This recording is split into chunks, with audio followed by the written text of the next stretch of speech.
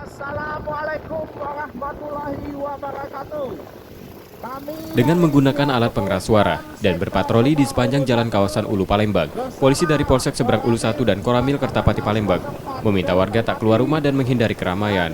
Tak hanya itu, polisi juga menghimbau agar masyarakat tetap tenang dan tidak panik serta menjaga kebersihan lingkungan tempat tinggalnya. Brosur pencegahan virus corona juga diberikan agar warga bisa mengantisipasi penularan virus itu sejak dini dan membantu menghentikan penyebarannya. Untuk menanggulangi atau mencegah itu, mari kami mengajak masyarakat untuk selalu bercuci tangan, menghindari dari kerumunan masyarakat yang banyak, dan tidak usah keluar rumah apabila tidak perlu benar. Lebih bagus berdiam diri di rumah sambil melakukan pembersihan di sekitar rumahnya. Dan ini juga kegiatan ini kami lakukan dengan dan Ramil Kertapati maupun Camat SU1 untuk melakukan himbauan setiap hari.